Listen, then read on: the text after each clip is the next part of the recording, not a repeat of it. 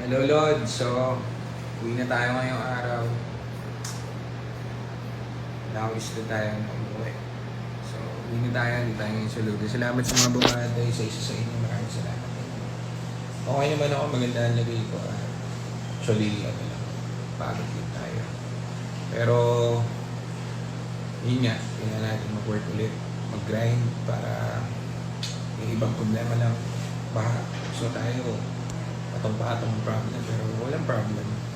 Grind lang, pagtapos ito, trabaho ulit, tapos all good sa ulit, di ba? Ganun lang naman yun. So tara, may mga sa-service na tayo ngayong araw. Nantay ko lang yung aming gate pass. So, tagal. Hindi pa ako dito, 3 oras na akong gantay ng gate pass. Tapos, hindi pa ako nakauwi. Kita tayo sa shop, sige. So yun, nakalabas na rin tayo. So, palabas ko lang ng ospital.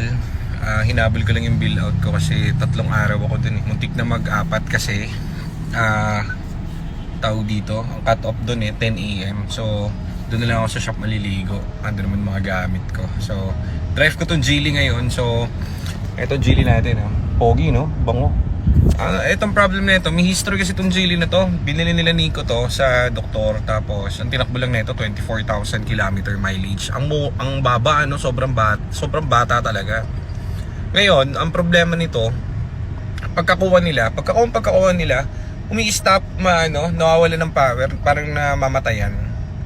Hindi namin binenta. Alam niyo naman tayo dito Hindi kami magbebenta ng may something or may issue. So, pwede mo na palusutan to sa buyer yung mga ganitong senaryo. Minsan lang naman mangyari. Siguro pag gagamitin mo isang linggo, merong 1, 2 na mangyayari sa kanya para sinisinok. Talagang mi-stop. So, hindi namin binenta. Sabi mo yung ibenta, kailangan masolusyonan nyo muna yung problema na yan. So, dahil ang sakit kasi ng Geely, fuel pump. So, expected namin fuel pump.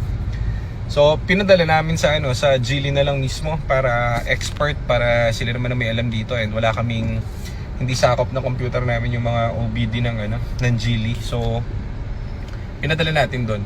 Ngayon, sa kasa mismo yon, ngayon, it's all good. Wala na yung ganon. Actually, under testing pa. Pag hindi na lumabas yun, pwede na nating for sale to. So, ang naging problem daw, sabi dun sa mga mekaniko dun sa Geely is purge control valve. So at least hindi yung expected natin na fuel pump. Kasi kung fuel pump, medyo matagal ang orderan dun So ito, okay naman ngayon, all goods. Pero tingin ko okay na to. Iba na yung takbo Parang mas responsive na siya. Yung una kasi parang nawawala ng gasolina. So ngayon, smoothness overload na siya. So pwede na natin pangawalan to. So meron tayo available na Geely if ever. Bilhin nyo na. Talo kami dito kasi tinatagal namin to kumbaga ayoko nga kasi ibenta ng may something na nararamdaman ako dun sa kotse. So tulog ang money dito, tulogis. At ako ay wala na ring money dahil medyo malaki yung ating nabayaran sa hospital. Pero ganyan talaga, nabaha ka na hospital ka pa, walang problem. So grind lang tayo para alam mo na, life goes on naman. So wala tayong magagawa dyan. Sana ganun din kayo kapag kami problem. Mas malaki pa yung problem ng iba sa inyo, kaya sikapin yung tumindig lang lagi. So, alam mo yun, tuloy-tuloy lang.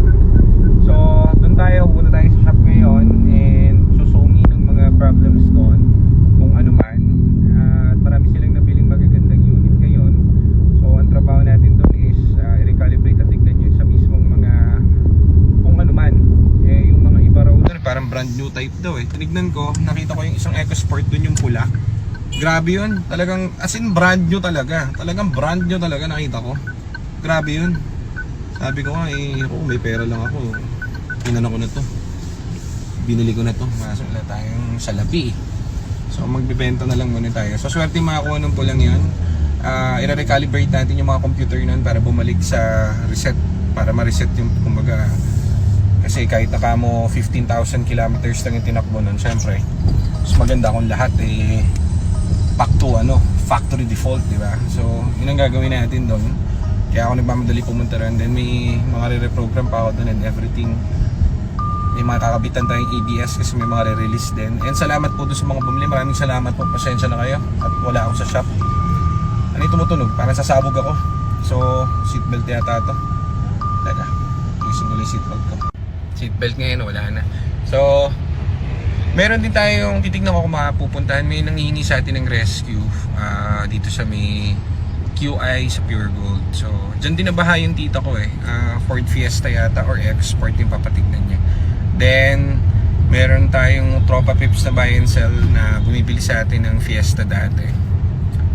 Pinapatignan yung susukuhan niya na yung Fiesta niya. So, sa Malacanang naman siya. So, naalala ko yun si Sir So, puntahan din natin kung kaya natin. Pilitin ko Sir medyo, alam nyo na, may jet lag pa ako sa ospital So, pilitin ko, pero unahin muna natin yun nandito. Kapag naigi tayo rito, tatawagan ko yun para pumunta tayo dun sa QI. Kasi kawawa naman, natambak daw nun ng baha. Hindi niya alam kung anong gagawin. So, malapit lang kasi dito yun. So, plano ko, ikutan namin para if ever masalba yung mga ngalawang doon katulad ng RFA module. Kasi pag yun ang binira, halos medyo mahal yun kasi marami trabaho ang RFA module. Yun yung device na nasa ilalim ng passenger seat ng Fiesta saka ng EcoSport. So ngayon, pag yun tinamaan, patay ka.